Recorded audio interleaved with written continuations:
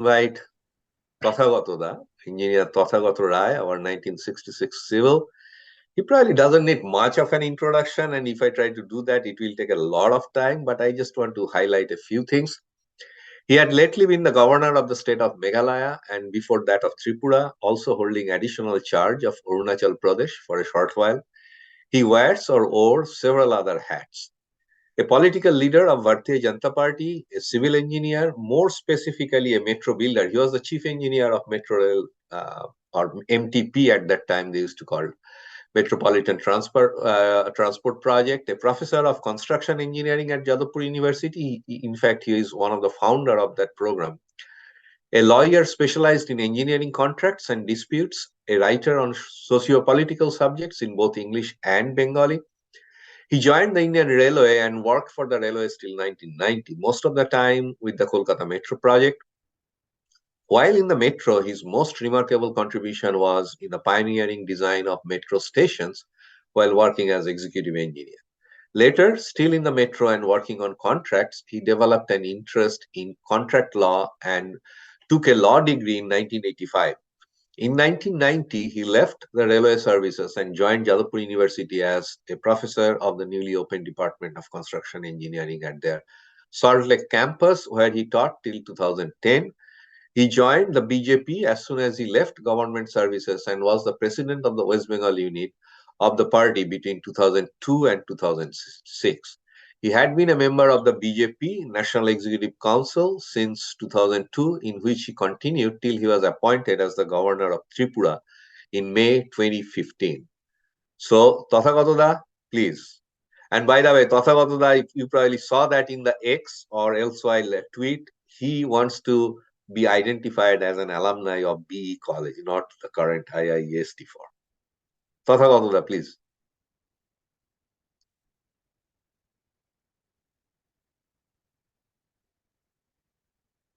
Tathagata? He's here. Okay. Tathagata, you are in mute. Okay. Am I visible? Yes, sir. Please go ahead. Very good. Well, thank you, Biman. And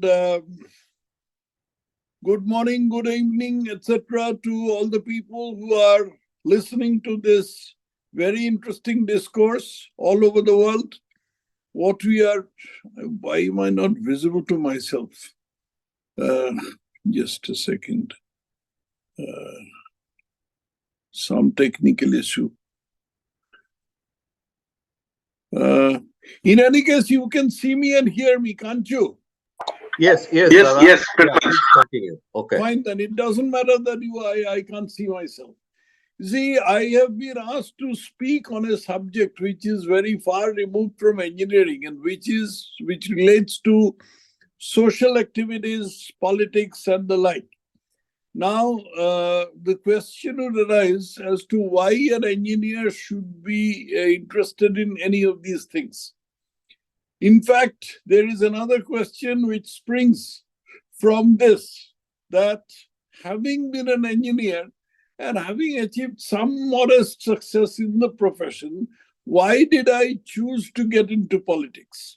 So I'll try to answer that question and eventually come to the subject of what this entire thing holds for our present students who are aspiring to get out into the wide world and make a name for themselves, achieve success or satisfaction, as one of the previous speakers said. You see, the reason, the basic subject, basic feature on which social work and politics is different from engineering is that this has got to do with human beings. All other aspects, all other things that we have so far considered, so far talked about, they all relate to inanimate objects. But here you are dealing with human beings. So human beings Inanimate objects are certain things don't have certain things which human beings have, like they have intellect. Nowadays, of course, you have AI, so you can't say that they don't have intellect. But apart from that, they have sentiment, which so far AI hasn't developed. In addition to sentiment, they have prejudices, they have their place in the social structure, they have environmental pressure, they have political inclinations, everything. So all these things together can be termed as human dynamics, as opposed to any other kind of inanimate dynamics that we have so far talked about. But the question is, why should engineers be bothered about human dynamics? To me, the answer, in fact, I had asked this question a number of times when I took the jump into go into politics, and it is that why should one be interested? The reason is, as you go up the decision tree, you will eventually come to a stage where you are blocked by political decisions. Because supposing I say I'm a civil engineer, so I'll take examples from the field of civil engineering. If you are constructing a very high-rise building, at some point of time, you will be blocked by the local municipal regulations. And you'll be surprised to find that these municipal regulations have nothing to do with technical issues. They have only, they are based on political issues. If you are building a dam, if you are building an industry, if you are digging a canal, all these things eventually boil down to some kind of human aspect, which is ultimately decided by politics. So when I asked myself the question, I got it answered from inside me as to then why should I not be part of the political machine? And that is what I decided to do, get into the political machine. Now, what do the present students of the Bengal Engineering College or the Indian Institute of Engineering and Engineering Science and Technology, what do they have to do about it? I do not recommend that they straight away jump into politics or any kind of social work. Some of them might have had this experience while working or while participating in union activities while in college. But union activities in the sheltered environment of a college, like B College or IIST, is very, very different from the way it is practiced in the wide world. So what I would suggest is that the students who have a seed of this in their minds and eventually plan to get into any kind of social activity or politics or social activity without politics, I would recommend that they first get out of college and work in their own disciplines while keeping their eyes and ears open. If you keep your eyes and ears open and you do not confine yourself strictly to what you are doing, then you gain a lot of insight. See, engineering education has certain very commendable features in the sense that it teaches you to analyze a given problem. It does not preclude consideration of a problem on the presumption that this is impossible. No, this can't be done in this country. This is what I used to hear when we had first embarked upon the metro project. And at that time, I was a very junior engineer, and we used to do survey measurements along the road, and there's buses and trams used to pass, and we used to hear jeers, jokes about us. People while passing, they used to say, "Oh, you are doing this. Your son will be doing this. Your grandson will also be doing this." Calcutta is not a place where you can have a metro railway. But we decided to have a metro railway, and we constructed a metro railway with very, very little foreign help and in a very important restricted regime. So, the engineering discipline readies one to be able to take on a problem with that analytical ability. There is something on the flip side which is said that because some people who have a very dubious reputation, like many of you do not know that Osama bin Laden was trained as a civil engineer. So I certainly do not recommend anyone to try to be Osama bin Laden. And the reason someone gave about this thing, Sukarno, who was the father of Indonesia, so to say, later on he was disgraced. He also trained to be a civil engineer. So the thing that someone had said in an article, I forget who, is that engineers tend to think in binary terms, either yes or no. You do this or you don't do this. There is no in-between space. Now, I don't completely subscribe to that idea.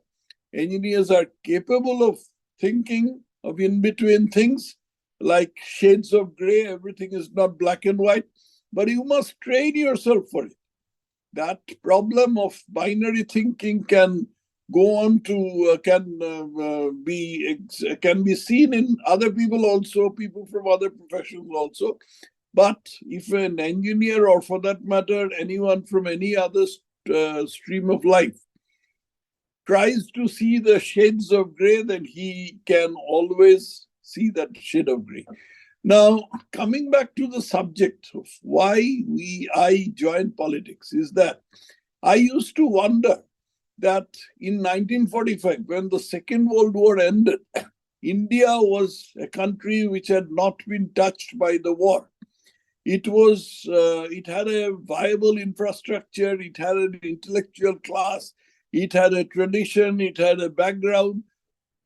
But at that time, countries like Germany, Japan, Singapore, South Korea, these were just ruins, Kandahar. There wasn't a single building intact.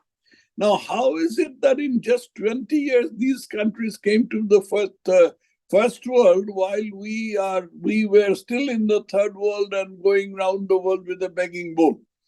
So these are questions which troubled me, and I thought that by joining politics, I'd be able to find answers to that. It is not as if I have not found the answers. It is another matter that I have not been able to put those answers to action. But then politics is something in which every team effort is everything. You do not try to do everything yourself. So I have found the answers, and the answer is that in the early days of our freedom in independent India, we inculcated a belief in the people of this country that government will do everything for you. Government is your guardian. You don't have to look after yourself. So as a result of that, and the public sector culture that was ingrained in India at that time was an outcome of that. That the government will take care of making steel also. The government will take care of making chemicals. The government even will take care of running road transport. Ultimately, in 1977, it came to that government will also make soft drinks for you. These are absurd things. And as a result of this, in 1991, we landed in a situation where we had to pledge the gold of our country to the IMF. But that is a different matter. I won't go on this particular line, and I'll rather get back to what the what this thing holds for our students. See, social work and politics is a thing that you have to be aware of. Even if you don't get into it actively, it is something that you must be aware of in order to rise in life. Otherwise, you will remain stuck to your drawing board. Of course, things have progressed far beyond the drawing board. I am not aware of, I am totally at sea when people talk about it, artificial intelligence and all that. Am I overshooting my time, Biman? If you wrap up in next 2 minutes, that will be great, Tathagata. Sure. So, as I said, just to wrap up, I would ask the students who are about to get out of college that you don't have to jump into politics or even social work. Just keep your eyes and ears open. Just read widely. Just wide reading is something that you will equip you for working in this world, because without a outlook which encompasses, which includes all the human aspects of any problem, without that outlook, you won't be able to go beyond a point. You can still be a successful engineer, but not much beyond that. So that is more or less it. There are several other things that I might have had to say, but time is always limited. So thank you, thank GAABESU, thank Biman, and thank everyone. Thank you, Tathagata. Okay.